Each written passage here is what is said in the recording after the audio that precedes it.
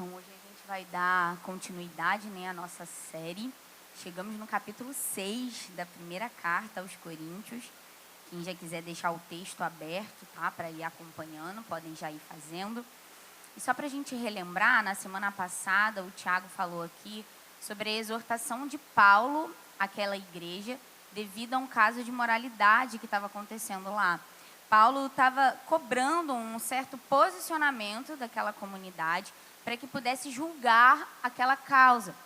E, ao que parece, essa ideia, essa referência de julgamento, meio que trouxe à memória um assunto correlato, que é o julgamento entre irmãos, o litígio entre irmãos, que é justamente o tema que nós vamos abordar hoje. A gente vai ver a censura de Paulo ao litígio entre irmãos. E é sempre bom a gente observar, a gente relembrar o contexto da época, porque isso nos ajuda na hora de receber as orientações, tá? A cidade de Corinto, como a gente tem visto ao longo dessas semanas, era uma cidade muito polarizada, havia muita politicagem ali naquele lugar, tanto que isso acabou influenciando a igreja. Os primeiros capítulos dessa carta são justamente para tratar a falta de unidade entre aqueles irmãos, o partidarismo entre eles. Então, é fato que havia realmente muito partidarismo ali em Corinto, e isso estava influenciando a igreja. E as elites ali naquela localidade, eles tinham um costume de usar desse meio, do meio judicial, para resolver os seus problemas. Então, era como se fosse a última instância das facções e dos partidarismos que eles já tinham na vida comum. Então, para eles, era natural colocar pessoas na justiça. E, de certa forma, era até uma maneira de demonstrar uma superioridade social, uma superioridade financeira e política. Para vocês terem noção, algumas classes eram proibidas de dar entrada em um processo. Por exemplo, um filho, ele não poderia nunca entrar em um processo contra o seu pai, um servo contra o seu senhor, ou até mesmo alguém de uma classe muito inferior contra alguém de uma classe superior. E a grande questão do texto que a gente vai abordar hoje, o âmago da questão que Paulo quer tratar, é que, ao invés da igreja estar influenciando o mundo, o contrário estava acontecendo, trazendo vergonha para a igreja. Aqueles irmãos, que é o caso, que a gente vai abordar aqui, a gente não sabe ao certo qual foi o motivo, mas 2 irmãos estavam em uma batalha judicial. E eles chegaram a esse nível, se colocarem na justiça por algum problema, que a gente não sabe qual é. E isso revelando que, de fato, eles estavam sendo influenciados pelo mundo. Aquilo que era normal para o mundo entrou na igreja. E é até curioso, porque os coríntios, eles se gabavam por causa da sua sabedoria, por serem muitos sábios. Mas esse caso revela que a sabedoria deles era uma sabedoria mundana, não era uma sabedoria de Deus, que era muito sério o que eles estavam fazendo. Então, no trecho de hoje, nós vamos abordar, então, a orientação de Paulo em relação ao litígio entre irmãos. Vamos juntos, 1 Coríntios 6, do versículo 1 até o versículo 11. E a palavra de Deus diz assim: quando algum de vocês tem uma questão contra o outro, como se atreve a submeter isso a juízo diante dos injustos e não diante dos santos?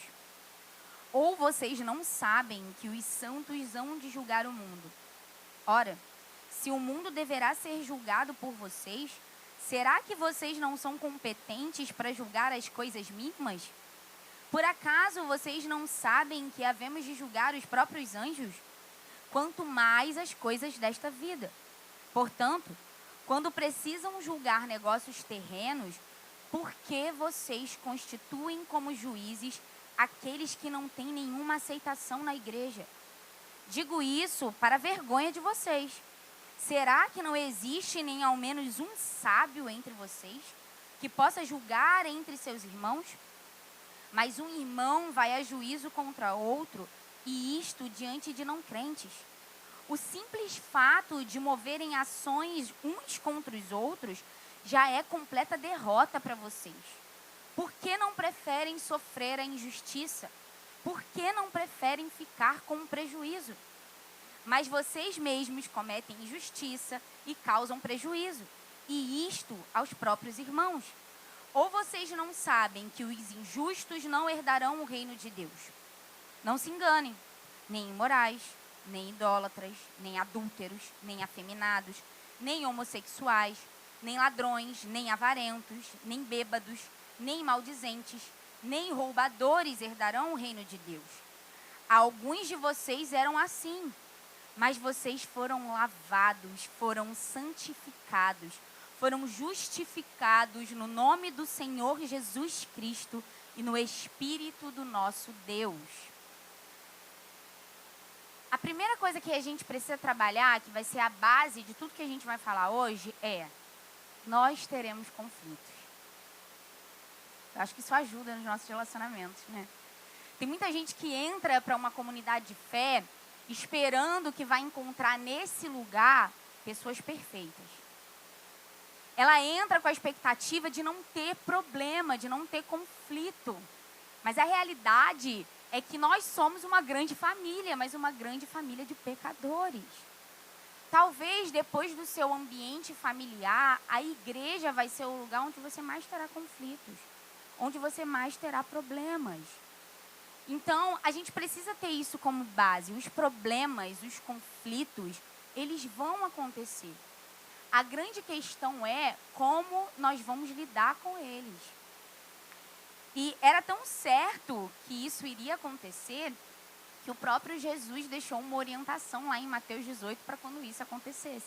Vocês se lembram qual é a orientação? Se o seu irmão pecar contra você, você vai até ele, você exorta. Se esse irmão se arrepender, ok, ganhou o seu irmão. Se não, você chama 2 ou mais testemunhas. Se ele continuar a não se arrepender, você leva esse caso para a igreja. Mas, ao que parece, esses irmãos aqui resolveram fazer diferente. Eles tiveram um conflito e decidiram levar esse conflito para um juiz, para alguém fora da igreja julgar essa causa. E Paulo fica assustado com essa decisão deles. E muito desse sentimento de Paulo, eu creio que tem a ver também com o contexto da época, tá? Assim como é hoje, infelizmente, a justiça ela não era tão justa assim. Como eu falei aqui no início, algumas classes sociais, por exemplo, não poderiam entrar com um processo judicial contra outras. E a grande maioria dos juízes e até mesmo das testemunhas recebiam suborno. Isso era uma prática muito comum. Então, à luz da maneira como as cortes judiciais funcionavam naquela época, Paulo está assustado que eles tenham decidido que essas pessoas julgassem suas causas. E ele faz um contraste, como vocês se atrevem, ou seja, como vocês ousam fazer isso? Submeter isso a juízo diante dos injustos e não diante dos santos. Então, ele apresenta esse contraste. Como eu falei aqui, a grande maioria dos juízes eram corruptos, mas nem todos. Então, essa referência aqui, injustos, não é aquela pessoa que comete injustiça, tá? Mas o que Paulo está contrastando aqui é os de fora e os de dentro.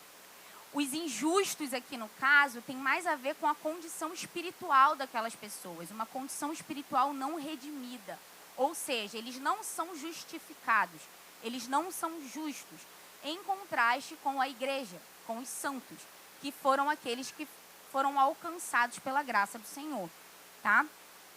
Eu separei para vocês aqui esse versículo na tradução A Mensagem, que eu achei ele bem didático, e diz o seguinte: se acham que foram prejudicados, faz sentido levar o caso a um tribunal que nada sabe dos caminhos de Deus, em vez de levá-lo à família da fé?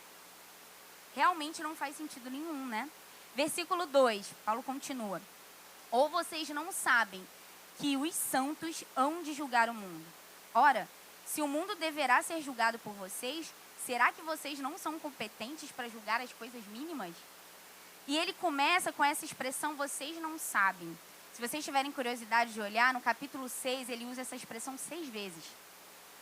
E essa expressão significa que o argumento que Paulo vai utilizar após ela, muito provavelmente já foi ensinado por ele, ou por algum outro mestre, e eles não estavam colocando em prática. Então, é como se ele estivesse relembrando. Vocês se lembram que eu já expliquei isso para vocês? E ele fala aqui sobre nós ajudarmos a Jesus no julgamento do mundo. E eu queria ir lá em Apocalipse 2, versículos 26 e 28.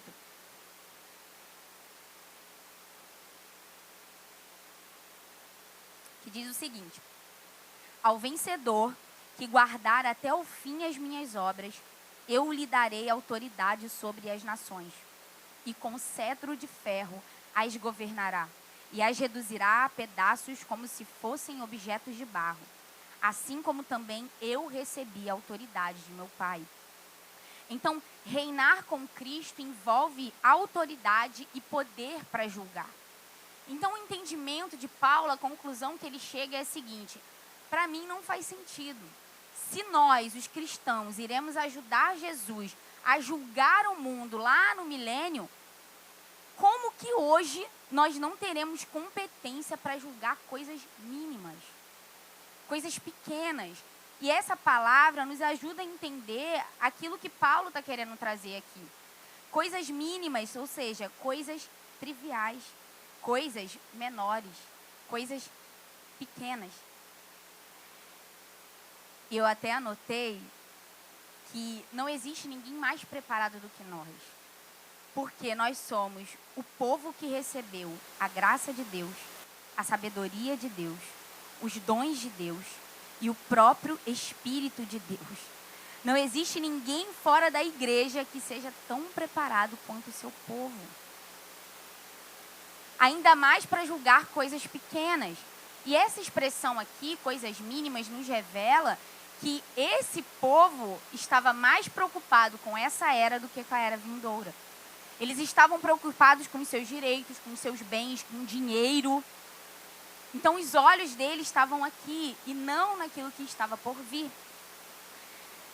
E no versículo 3, Paulo continua essa questão do julgamento. Nós não julgaremos somente o mundo, mas também julgaremos aos anjos. E aqui é uma provável alusão aos anjos caídos. Versículo 4. Portanto, quando precisam julgar negócios terrenos, por que vocês constituem como juízes aqueles que não têm nenhuma aceitação na igreja? Quando cristãos têm problemas entre si, é inconcebível que eles levem essas causas para serem julgadas por não crentes. Não faz sentido. E com essa fala aqui, Paulo, ele não quer menosprezar os juízes, até porque a gente sabe que um juiz estuda muito para chegar nesse cargo. Ele precisa se dedicar anos para conseguir chegar nesse cargo. Mas vocês concordam comigo que um juiz, ele é um especialista em leis, mas não na lei de Deus? Um juiz, ele não tem entendimento sobre a palavra de Deus, então não faz sentido levar as nossas causas a eles. E não só chegar nesse nível de um juiz, um magistrado, mas ninguém fora do nosso contexto é tão bom para nos dar conselhos quanto aqueles que seguem a palavra. Então, até isso a gente precisa ter atenção. Onde nós estamos buscando os nossos conselhos? Com quem nós estamos conversando ao tomar decisões para a nossa vida? Então, a gente precisa ter atenção em relação a isso. John MacArthur, ao comentar esse texto, ele diz o seguinte: o cristão menos qualificado em matéria legal, mas que conhece a palavra de Deus e é obediente ao seu espírito, é muito mais competente para resolver discordâncias do que o mais experiente descrente, despido da verdade e do Espírito de Deus. Foi o que eu falei aqui anteriormente. Não existe ninguém mais preparado do que nós. Nós temos a sabedoria de Deus, nós temos os dons de Deus, nós temos o próprio Espírito de Deus. Então, existem equipamentos suficientes para que nós possamos julgar as nossas causas. Versículo 5. Digo isso para vergonha de vocês. Será que não existe nem ao menos um sábio entre vocês que possa julgar entre os seus irmãos? Paulo aqui foi debochado de novo, né? Vocês se lembram lá do capítulo 4, onde ele encerrou aquelas palavras e falou: tudo que eu disse anteriormente não era para vergonha de vocês. Não é a minha intenção envergonhar vocês. Já aqui a intenção dele era envergonhar. Agora eu vou humilhar vocês. É sério que nessa igreja, cheio de gente inteligente, cheio de gente arrogante, que é cheio de sabedoria, é sério que não tem uma criatura aí que seja capaz de julgar essa causa? Que vocês precisaram levar esse caso para um juiz? É sério que eu estou ouvindo isso? E Paulo realmente debochou deles, né? E uma outra questão que causava essa revolta em Paulo era esse caso de um irmão contra o outro em uma batalha judicial era um caso irrelevante para a igreja. Normal. Ele só deve estar buscando o seu direito. Então, a igreja, mais uma vez, não estava se posicionando da maneira correta em relação a esse caso. Mais uma vez, o mundo estava influenciando a igreja e as suas decisões. E no versículo 6 ele diz: mas um irmão vai a juízo contra o outro, e isto diante de não crentes. Ou seja, a igreja estava lavando roupa suja fora de casa, na frente de não crentes. E, gente, o que o mundo mais ama é aplaudir os problemas da igreja. Quando estouram escândalos, polêmicas, as pessoas amam comentar sobre isso, as pessoas amam falar sobre isso. Tá vendo lá? Pastor falando de tal roubou, pastor falando de tal é pedófilo, a igreja falando de tal, olha o que acontecia naquele lugar. Então, o mundo ama aplaudir essas coisas. E eles estavam dando um prato cheio para que eles pudessem, de fato, aplaudir o que estava acontecendo ali. E vocês se lembram também da conclusão que Paulo chega lá no capítulo 3? Nesse texto, do capítulo 3, ele fala muito sobre a natureza da igreja. E a conclusão que ele chega é que aquele povo de Corinto, eles eram o povo de Deus em Corinto. Eles eram o edifício de Deus naquele lugar. Então, para Paulo, é trágico observar que a única alternativa para aquela Corinto pagã, cheia de imoralidade, estava agindo da mesma forma que todos os outros grupos em relação a esse caso. Então, Paulo ele fica perplexo com isso, porque ao invés deles estarem influenciando a igreja, eles estavam trazendo vergonha para a igreja ao tomar uma decisão como essa. Então, às vezes parece uma coisa tão pequena aos nossos olhos, né? Mas ele só estava buscando o direito dele, mas a igreja está envolvida nisso. E eu creio, irmãos, que o Senhor ele está nos conduzindo para esse lugar de zelo pela igreja. Nós temos visto os últimos dias, parece que o Senhor resolveu fazer uma limpeza. Os olhos dele estão sobre nós. Então eu creio que ele quer gerar isso em nós, esse zelo. Falou da igreja, está falando de mim. Mexeu com a igreja, está mexendo comigo. E eu até pensei em um exemplo, imaginem se algo desse tipo acontecesse aqui na nossa comunidade. Um irmão colocando o outro na justiça. Eu tenho certeza que daqui a alguns dias estariam comentando isso, e o comentário não seria: o irmão Leonardo colocou o irmão Maurício na justiça. Não ia ser assim. Ia ser: sabe aquela igreja lá? Sabe aquela igreja lá em frente ao Parque Madureira? Sabe o que está acontecendo lá? O pessoal está botando um ao outro na justiça. E aí, tudo o que a gente construiu durante esses 5 anos é jogado ao chão. Por causa de uma atitude. Nós carregamos o nome da igreja. As nossas atitudes importam, as nossas decisões importam. E talvez esses irmãos, eles estavam pensando tanto em si, que eles esqueceram da igreja. Que a igreja ficou em segundo plano para eles. Versículo 7. O simples fato de moverem ações uns contra os outros já é uma completa derrota para vocês. Observem que Paulo diz que a derrota é para vocês. A derrota não é para aquele que vai perder o processo judicial. A derrota, ela é para a igreja, a derrota é para todo o corpo de Cristo, porque trouxe vergonha para a igreja e um mau testemunho para o evangelho. seja qual for o resultado de um processo legal, ir contra um irmão já é uma derrota. A realidade é essa. É melhor a gente perder dinheiros e bens do que perder um irmão. Se a gente tiver que escolher, que a gente escolha perder dinheiro, bens e deixar os nossos direitos de lado, para que a gente não perca um irmão. E isso é muito sério. Vocês lembram o que Jesus falou lá em João 13? Ele disse o seguinte: sabe como que o mundo vai reconhecer que vocês de fato são os meus discípulos? É como? Através da maneira que vocês amam uns aos outros. Aí vocês vão convencer de que de fato vocês são os meus discípulos. E agir como esses irmãos estavam agindo aqui é quebrar a maior evidência do cristianismo para o mundo, que é o amor.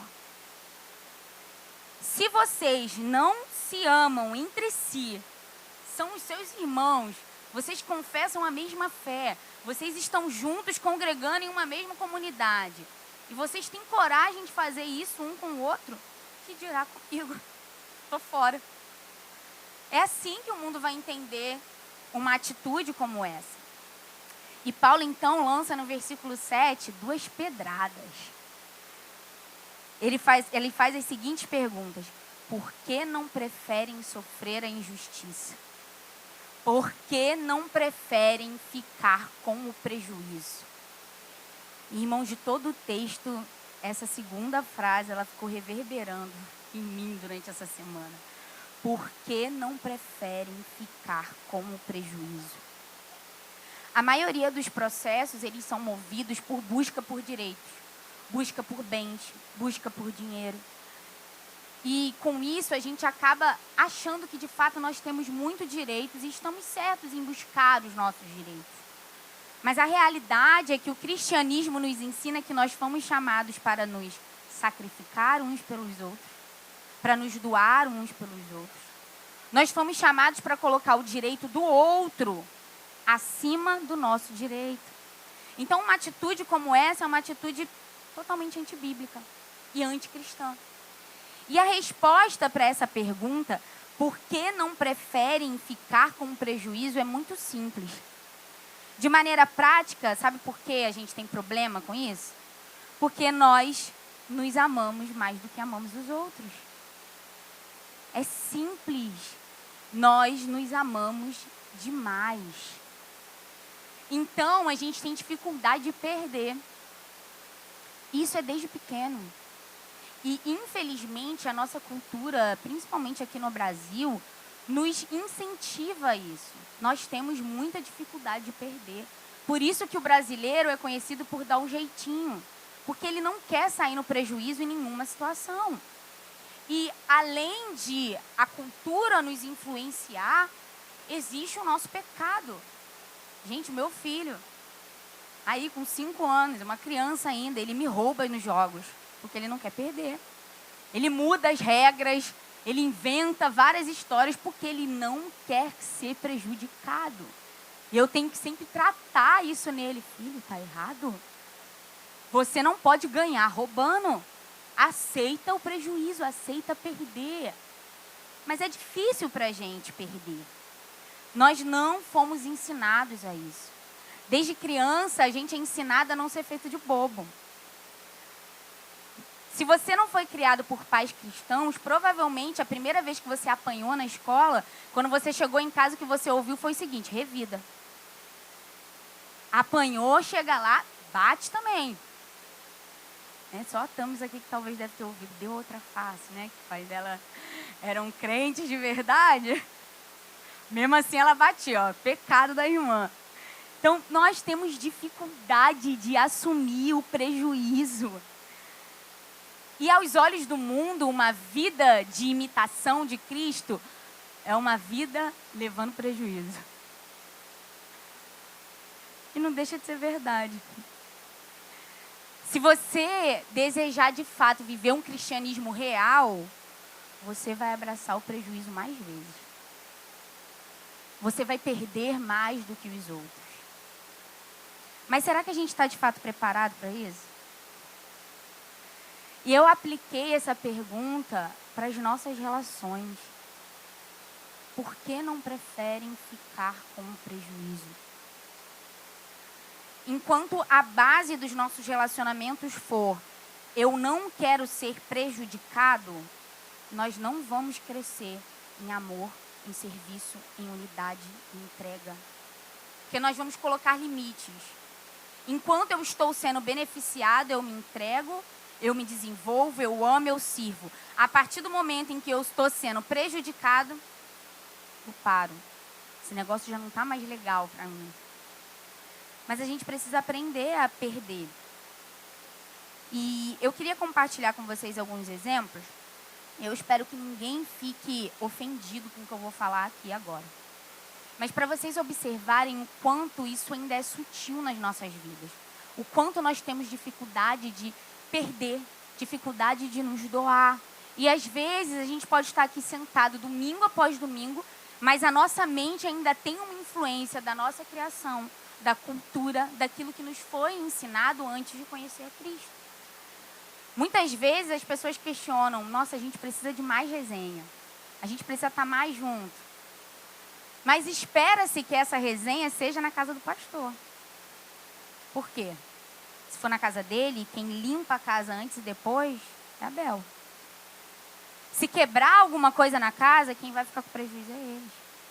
Se precisar mexer na despensa, vai mexer na despensa deles e não na sua. Então, sutilmente, o que na realidade a gente quer é não ficar com prejuízo. A gente não quer perder.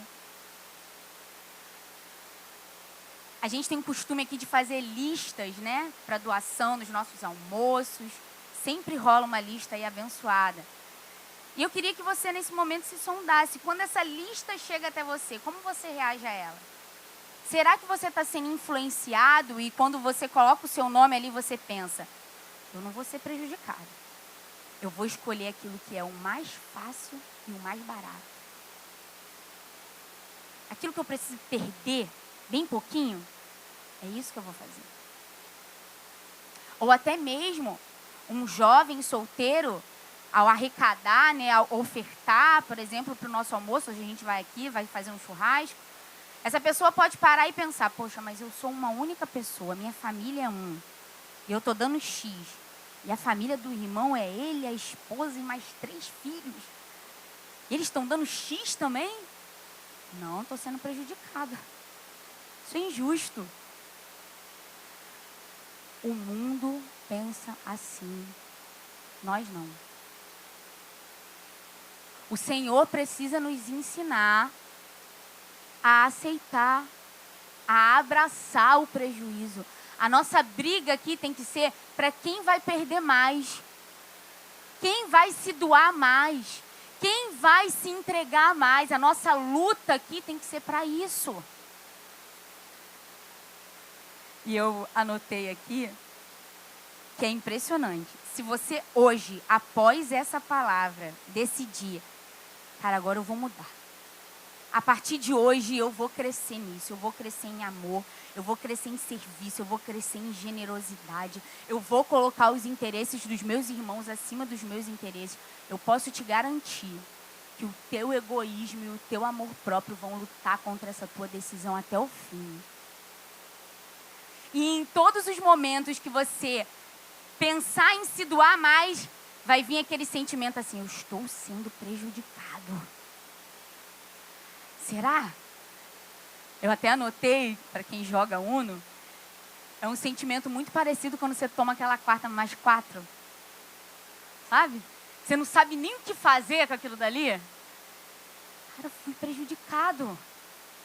Eu não quero isso. Passou do meu limite. Então, nós precisamos ser intencionais em lutar contra isso, para que a nossa carne não nos vença.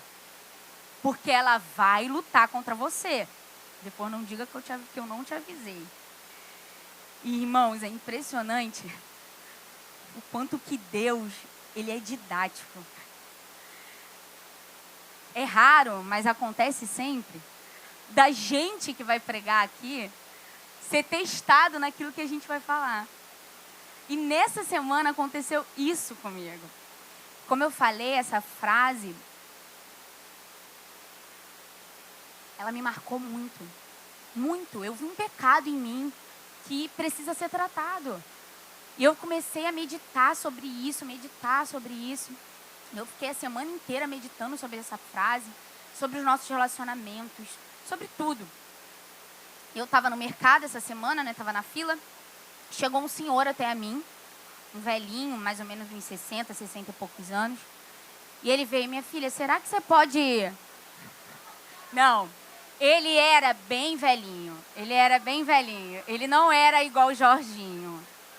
Não vem, que Jorginho sabe que é meu ídolo, né? E ele era um velhinho acabado, Jorginho, sabe? Pela vida. E ele falou: minha filha, você pode me ajudar? Eu tô cego de um olho da catarata, esse outro olho eu já perdi a visão, eu perdi a minha esposa há pouco tempo. E ele tinha uns 4 itens só no carrinho dele. Aí ele falou pra mim assim: eu tenho R$27. Será que você pode pagar o que passar? Aí eu falei: não, pode. Não tinha nada de luxuoso ali no carrinho dele. Eu falei: não, claro, eu posso ajudar. Passei ele na frente. E aí ele foi, passou as compras dele. E ele fez assim: tchau, minha filha, obrigado. Aí eu falei: o senhor não falou que ia pagar, né, uma parte, os R$27, eu ia complementar? Minha filha, mas você não falou que você ia me ajudar? Aí eu falei: não, tudo bem, pode ir lá.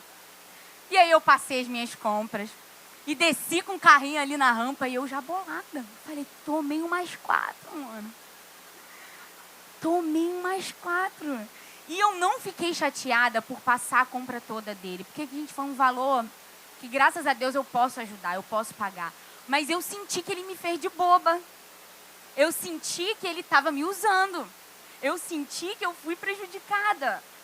E ali eu estava indignada, descendo a rampa. Eu falei: caramba, a gente vai ajudar as pessoas fazem a gente de boba. Como é que pode? Aí na hora o Senhor falou para mim: por que não prefere ficar com prejuízo? Aí eu comecei a rir, empurrando o carrinho, rindo. O menino que estava subindo até olhou para minha cara e falou assim: essa pessoa é louca, né? Aí eu falei: entendi. Entendi, Senhor. Em um mundo de espertos, seja você o bobo. Fica com prejuízo. Perca. Abra mão. Aceite o dano. E isso me faz lembrar das palavras de Jesus lá no Sermão do Monte, em Mateus 5, dos versículos 38 ao 41. Vocês ouviram o que foi dito? Olho por olho, dente por dente. Eu, porém, lhes digo: não resistam aos perversos. Se alguém lhe der um tapa na face direita, ofereça-lhe também a face esquerda. Se alguém quer processar você e tirar-lhe a túnica, deixe que leve também a capa. Se alguém obrigar você a andar 1 milha, vá com ele 2. Em um mundo de espertos, nós fomos chamados para ser de bobos.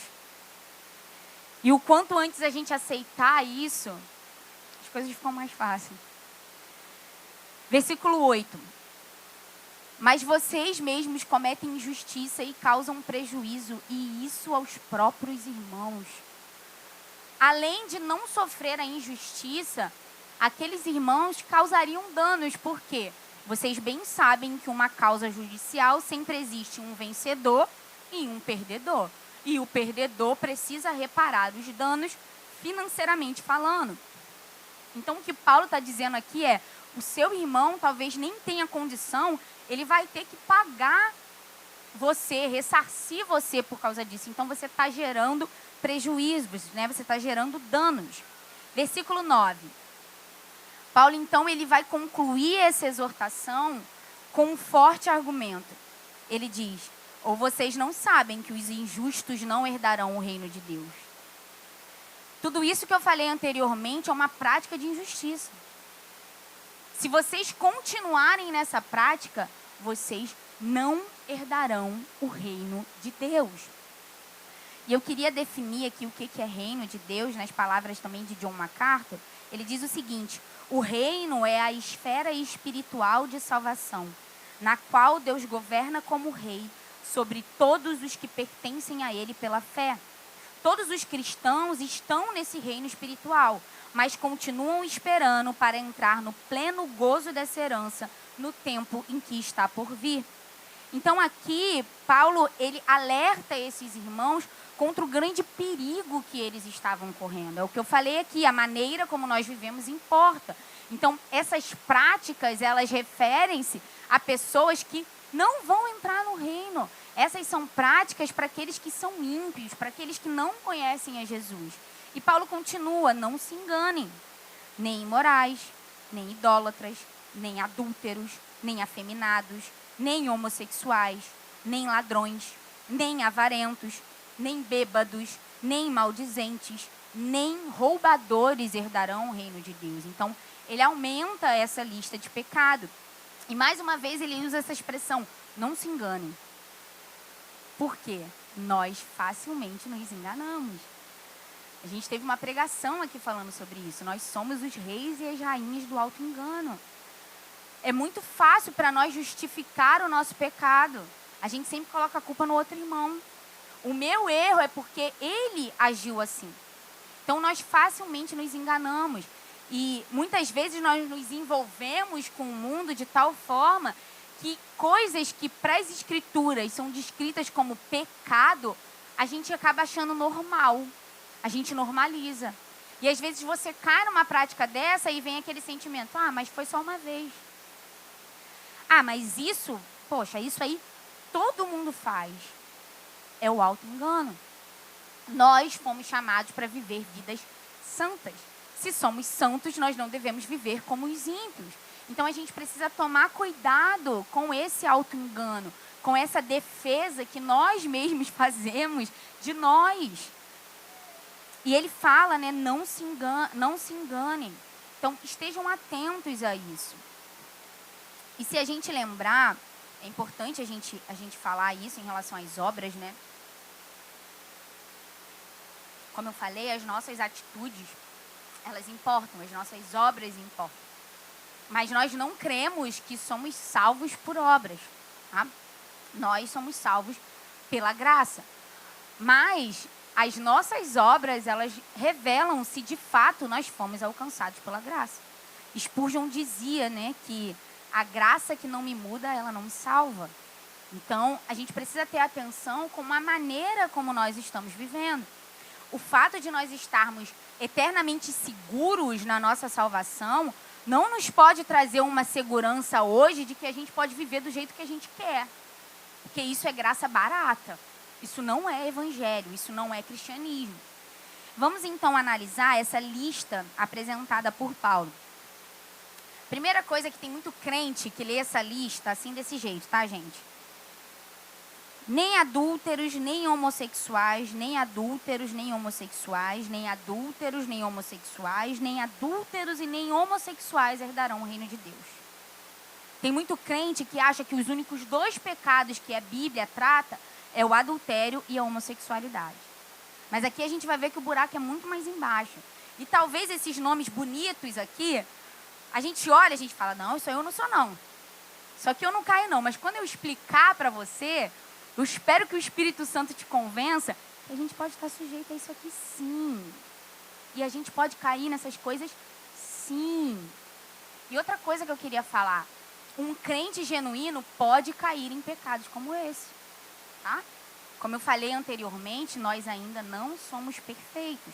Nós estamos em um processo de santificação, mas ninguém aqui tem um corpo glorificado, ainda que sejamos muito piedosos. Tá? Mas isso também não pode ser um álibi para a gente viver numa prática desses pecados. Então, quando você vive numa prática de pecados como esse, você está mostrando que, na verdade, você não se arrependeu. Um crente genuíno, ele pode cair em um pecado dessa lista aqui, chegar ao Senhor, se arrepender e mudar de vida. Precisa haver mudança. Se você cai sempre no mesmo pecado, é provavelmente porque você não se arrependeu daquilo.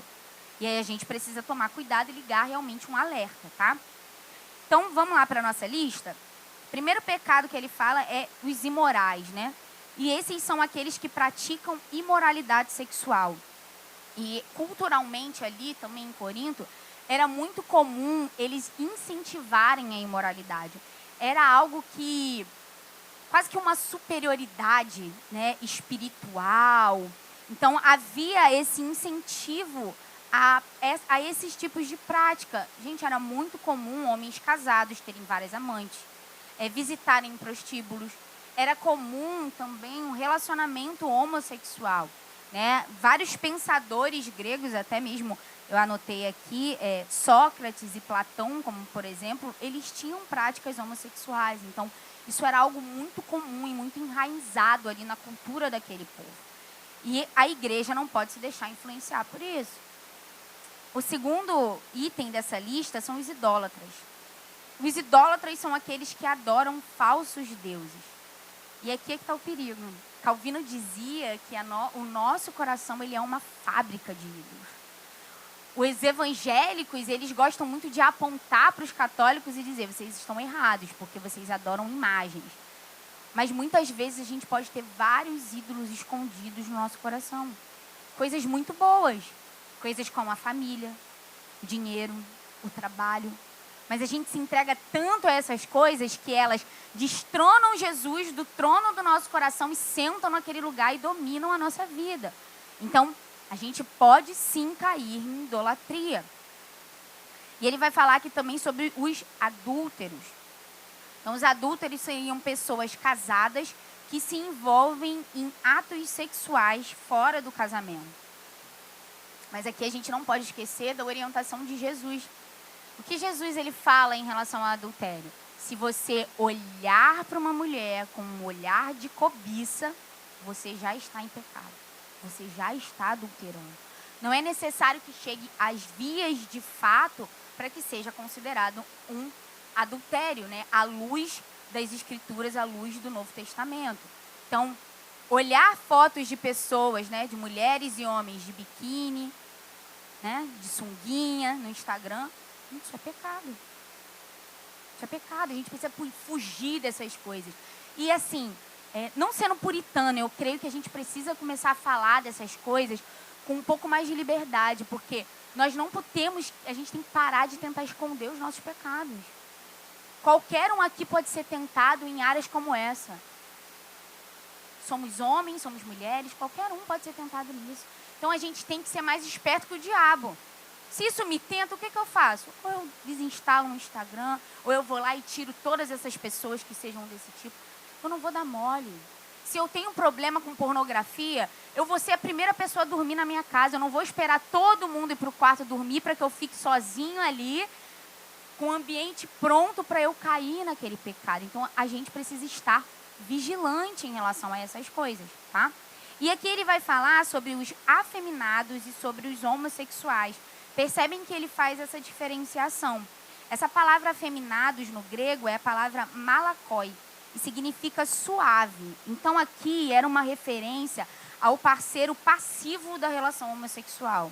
E já a palavra homossexual é uma referência ao parceiro ativo. Então aqui ele está condenando as duas práticas. E é interessante porque nessa época era muito comum de meninos jovens, né, esses afeminados, eles usarem, né, o seu corpo, a sua beleza, para seduzirem os mais velhos, que na maioria das vezes eram homens casados, mas que mantinham relações sexuais com eles, e muitas vezes em troca de benefícios, em troca de dinheiro, né? Então, essa divisão que ele faz também é muito devido à cultura daquela época. Ele fala também sobre os ladrões, do grego kleptos, que até a nossa palavra kleptomania deriva dessa palavra do grego, que significa mania de furtar. E ele fala também sobre os avarentos. Como eu falei, os evangélicos gostam de apontar para os homossexuais, gostam de apontar para os adúlteros, mas tem muito evangélico que é avarento, que está anos na igreja, consumindo da igreja e é incapaz de pagar o dízimo. Muitos que não contribuem com nada. E uma boa definição de uma pessoa avarenta é que ela ama o dinheiro mais do que a Deus. E se a gente parar para analisar de maneira bem fria, os avarentos e os ladrões, eles são culpados pelo mesmo pecado, que é a ganância. O avarento, ele não quer perder, ele quer acumular. Quanto mais ele tem, mais ele quer. E aquilo prende ele de uma tal forma que ele se torna escravo do dinheiro. O dinheiro realmente se torna um ídolo para ele. E um outro pecado descrito, ele fala dos bêbados, ou seja, aqueles que se entregam ao domínio do álcool. E ele diz também dos maldizentes. E aqui também é uma coisa que é muito comum na igreja. Maldizentes são pessoas que tentam destruir os outros com as palavras. Mas sabe o que acontece? Vocês se lembram do auto-engano? Vocês se lembram da justificativa? Um maldizente, ele vai se defender dizendo, sabe o quê? Não, eu vi esse pecado nesse irmão, mas eu resolvi compartilhar com 2 ou 3 para que a gente pudesse orar sobre isso. Fazer uma fofoquinha santa, ajudar aquele irmão. Isso é pecado. Qual é a orientação quando a gente vê um irmão pecar? Vai até ele. E a gente tem falado muito sobre isso, até mesmo como liderança. Que é muito comum pessoas chegarem até nós e falar assim, poxa, eu queria um conselho. Fulano fez algo que eu não gostei. Eu vi um pecado nessa pessoa que eu não achei legal. E a nossa orientação é sempre a mesma. Você já falou com ele? Não. A primeira coisa que você tem que fazer é ir até esse irmão e falar para ele, antes de falar conosco, porque a nossa orientação vai ser sempre a mesma. Teve um problema com o seu irmão? Vá até ele, procure, tente resolver. Você só chega a 2 ou mais testemunhas quando você foi até o seu irmão e o seu irmão resistiu à sua exortação. Aí sim você precisa de outras pessoas para julgar. Mas o primeiro passo é, vá até o seu irmão e tente resolver. Eu até brinquei naquele vídeo que o Léo postou lá no grupo, que um dos pastores lá falou que ele tem um hábito de quando alguém faz isso, né? Poxa, eu tive um problema com a Milena. Aí vai, Milena, vem aqui. Ele quer falar com você. E vira as costas e vai embora. Eu falei, gente, isso é ótimo. Porque força a pessoa a realmente resolver aquela questão. Porque é muito fácil a gente criar uma raiz de amargura, às vezes por coisas bobas. E às vezes ao chegar até o seu irmão, você dá a oportunidade dele se explicar. Dele dizer, talvez não foi isso que você entendeu, talvez você não entendeu direito, não era isso que eu estava querendo falar. Então que a gente cresça nisso, em dar a chance do outro responder, do outro nos explicar. E ele fala também sobre os roubadores, que esses não herdarão o reino de Deus. E aqui, essa palavra roubadores, talvez uma boa tradução, uma tradução que seria mais fácil para a gente entender, é trapaceiros. Bem típico do brasileiro. Nós somos conhecidos lá fora, pelos gringos, por isso aqui. É o trapaceiro. É aquele que quer se dar bem a todo custo. Que ele quer se beneficiar, ele arruma jeitinho para tudo na vida. Mas nós não podemos ser assim. Tudo aquilo que é normal para o mundo, ou seja, um gato na luz, colocar um atestado sem realmente estar doente, mentir na declaração do imposto de renda. Cara, a palavra diz que você é um roubador se você fizer isso. E que você não herdará o reino de Deus se você vive em práticas como essa. É muito sério. Foi o que o Tiago falou aqui na semana passada sobre as áreas cinzentas. Às vezes a gente pode estar travando um crescimento espiritual nosso por causa de coisas como essa. Um gato, uma atitude errada. Então a gente precisa estar atento a isso. E no versículo 11, ele chega no que para mim é o auge desse texto. Ele diz assim, alguns de vocês eram assim. Vocês estão vendo essa lista de coisas terríveis, de coisas horríveis? Então, vocês faziam isso. Vocês eram tão imorais quanto os coríntios. Vocês são tão ruins quanto eles. As suas práticas eram essas. Gente, e eu amo a maneira como o evangelho esmaga o nosso orgulho. Eu adoro como o evangelho faz isso, porque nenhum de nós aqui pode bater no peito e dizer, eu me salvei, porque essas eram as nossas práticas. Talvez se o seu pecado não está listado aqui, você tem muitos outros para colocar nessa lista e acrescentar. Paulo, ele não deixa que os coríntios esqueçam quem eles eram. E isso gera em nós dependência de Deus. Porque quando a gente tem certeza de onde o Senhor nos tirou, do lamaçal que a gente estava, a gente não quer voltar para aquele lugar. Então a gente se apega ao Senhor. Era assim que vocês eram. Então a gente chega na palavra mais importante desse versículo. Mas é assim que vocês eram. Mas, gente, essa preposição mudou tudo. E aqui está uma característica da doutrina de Paulo que eu também acho linda. Ele tem esse poder de apontar para nós os nossos pecados, de fazer olhar para si e falar assim: cara, eu sou um miserável, eu sou um dependente, eu sou ruim mesmo.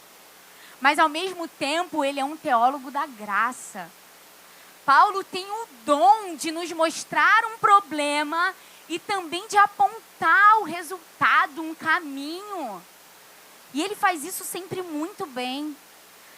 Sim, vocês eram pecadores. Sim, vocês são carentes da graça. Sim, vocês são miseráveis. Mas há graça para vocês. Os ímpios continuam a viver nessas práticas. Vocês não. Mas vocês foram lavados, foram santificados, foram justificados no nome do Senhor Jesus Cristo e no Espírito do nosso Deus. Algo poderoso aconteceu com aqueles irmãos de Corinto. Algo poderoso aconteceu comigo e com você. Nós nos encontramos com uma pessoa.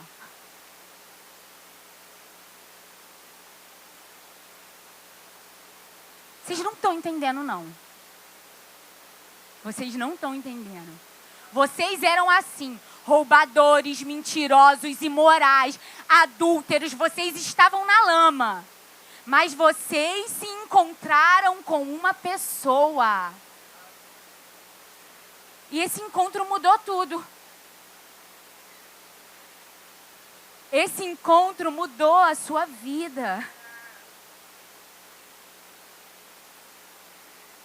Ele apresenta um contraste entre a vida antiga e a vida atual a partir da experiência com Cristo. Porque eu vou te falar uma coisa. Quem se encontra com Jesus não tem como não sair modificado. Se a tua vida não está mudando, irmãos, eu não quero aqui ser alguém que aponta, mas eu quero ser alguém que libera graça sobre a sua vida. Se a sua vida não está mudando, muito provavelmente você ainda não se encontrou com Ele. Muito provavelmente os seus olhos ainda não viram os olhos de chama, de fogo que Ele tem. Quem se encontra com Jesus tem a sua vida completamente transformada. Até uma ilustração que diz: se alguém chegar até você e dizer que foi atropelado por um caminhão, mas chegar igual eu estou aqui, você vai acreditar? Não, tem que ter marca. Tem que ter marca. Tem que ter renúncia. Tem que ter cruz. Tem que ter santidade. Tem que ter obediência. Tem que ter piedade. Porque senão ninguém vai acreditar que você teve um encontro com Jesus, porque Ele transforma.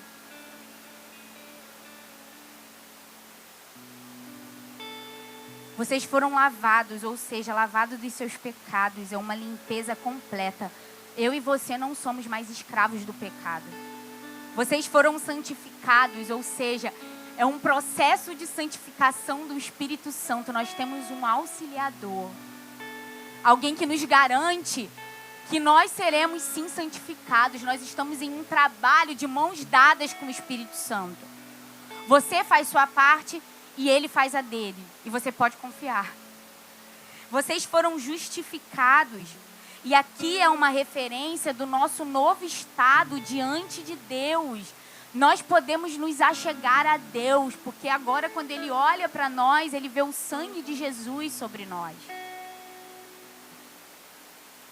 Mas vocês foram lavados, foram santificados, foram justificados no nome do Senhor Jesus Cristo e no Espírito do nosso Deus. Mas vocês foram lavados, foram santificados, foram justificados no nome do Senhor Jesus Cristo e no Espírito do nosso Deus. A conclusão que eu chego diante dessas verdades é que a maneira como nós vivemos importa. As nossas atitudes importam. As nossas decisões importam. Hoje nós vimos o caso de irmãos que tomaram uma decisão errada ao colocar um ao outro na justiça, e isso trouxe vergonha para a igreja. E um questionamento nosso, um zelo, uma preocupação nossa tem que ser: será que eu estou fazendo o mesmo? Gente, já existe muitas pessoas trazendo vergonha para a igreja. E a cada notícia que sai, meu coração ele se rasga. Eu fico quebrada. Uma mistura de raiva e um sentimento de injustiça. A igreja é o que o Senhor tem de mais preciosa. Como podem brincar com a noiva de Cristo? Mas a gente precisa ser sincero. A gente precisa dar abertura para que o Espírito nos molde, nos convença. A gente precisa olhar para a nossa vida e com sinceridade se questionar. A minha vida revela que a igreja é o lugar de pessoas lavadas, santificadas e justificadas, que pelo poder de Deus têm a sua vida completamente modificada? Ou a minha vida, as minhas atitudes e as minhas decisões trazem vergonha para a igreja? Que um peso seja derramado sobre nós. Que o temor do Senhor venha sobre nós. Que o Espírito nos convença de uma vez por todas que nós não estamos brincando. Nós estamos construindo um edifício para Deus. Nós estamos construindo um lugar para que Ele venha e habite. Nós estamos temporariamente cuidando daquilo que é a coisa mais preciosa para Ele.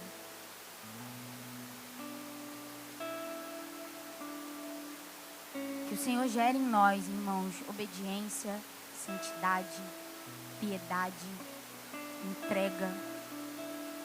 Que Ele de fato nos torne santos. Que a nossa vida não seja uma vida como de quem ainda não conheceu a Cristo. Amém?